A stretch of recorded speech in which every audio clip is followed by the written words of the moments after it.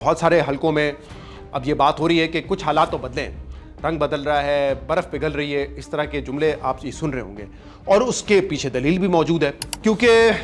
कुछ जो मुलाकातें हुई हैं पिछले दिन में वो इसी तरफ इशारा करती हैं। मतलब आप सोचें कि 8 फरवरी को पीटीआई ने एहतजाज का ऐलान किया हो, जो कि ऑब्वियसली एक ऐलान ही था, उन्होंने कोई ज़्यादा जोर तो लगाया नहीं बड़ा एहतजाज करने के लिए, लेकिन उससे पहले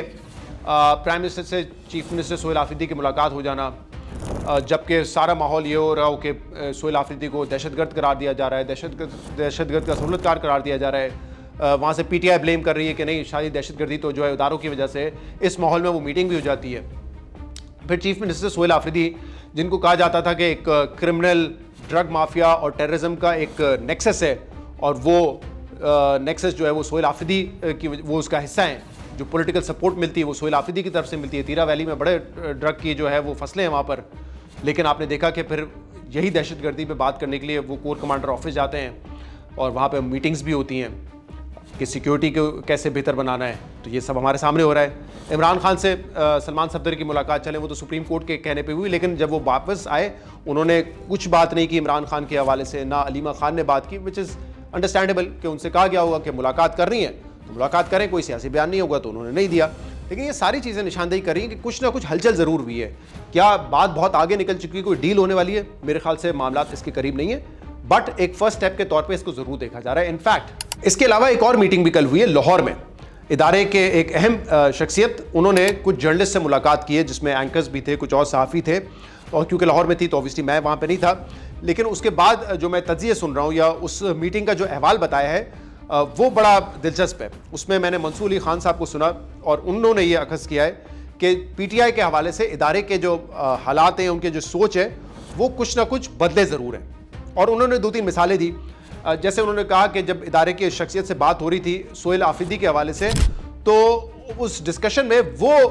जो एक गुस्सा था या आप कह लें या जो राय थी DGISPR की, जो उन्होंने पब्लिकली दी थी, जिसमें ये कहा जा रहा था कि जो नेक्सस है बिटवीन दहशतगर्द, पॉलिटिशियंस, टेररिज्म, उसमें सोहेल आफरीदी साहब का कलीदी किरदार है, इस किस्म की कोई बात नहीं हुई। इनफैक्ट अप्रिशिएट किया गया कि सोहेल आफरीदी साहब जो है वो एक पेज पर आ गए हैं और दहशतगर्दी के खिलाफ मीटिंग्स हो रही हैं, और वो गवर्नेंस के हवाले से बात हुई, वो भी कह रहे हैं कि चारों सूबों के हवाले से बड़ी मुस्बत बात हुई। फिर एक पॉइंट पर मंसूर अली खान साहब अपने व्लॉग में बताते हैं कि सवाल हुआ कि क्या इमरान खान के हवाले से जो कहा गया था कि वो जहनी मरीज़ हैं, क्या उस पर इदारा अभी भी कायम है? और आपको याद होगा कि DGISPR की जो प्रेस कॉन्फ्रेंस थी उसमें बड़ा खुलकर ये इजहार किया गया था कि वो जहनी मरीज़ है इमरान खान, नाम लिए बगैर, लेकिन ऑब्वियस था कि इमरान खान की बात कर रहे हैं।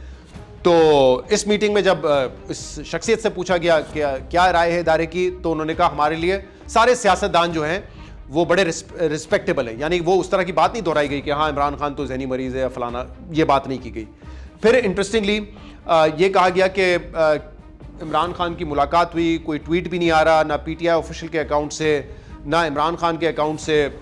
कोई इस तरह के इदारों के जो सबरा हैं उनके खिलाफ कोई बातचीत नहीं हो रही है। इसकी क्या वजह है? तो उस अहम शख्सियत ने कहा कि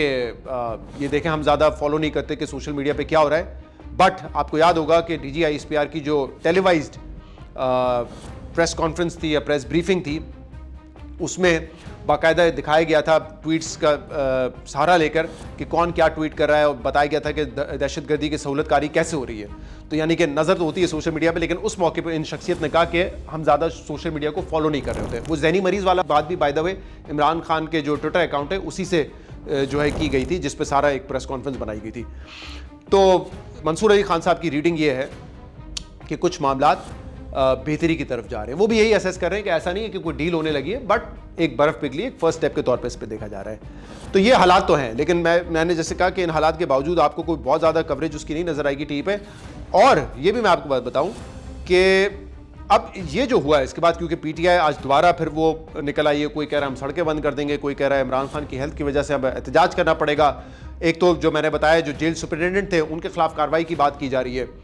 इमरान खान का जो बेटे हैं कासिम खान, उनका जो ट्वीट है वो डायरेक्टली दोबारा फ़ौज की क़यादत को हिट कर रहा है कि वो इसके ज़िम्मेदार हैं। तो जो थोड़ी बहुत बर्फ़ पिघली थी, क्या वो मामला उसी तरह आगे चलता रहेगा, या ये जो इमरान खान की सेहत के हवाले से रिपोर्ट आई है ये मामला को मज़ीद दोबारा ख़राबी की तरफ लेके जाएगी? तो ये मेरे ख्याल से आने वाले दिनों में पता चलेगा कि दोनों सिमत में क्या होता है। क्या एक एक कदम जो पीटीआई पीछे हटी है, जो इदारे पीछे हटे हैं, क्या वैसा ही होगा, या वापस हम देखेंगे कि जो तलखी है, जो लड़ाई है, वो दोबारा बढ़ जाएगी।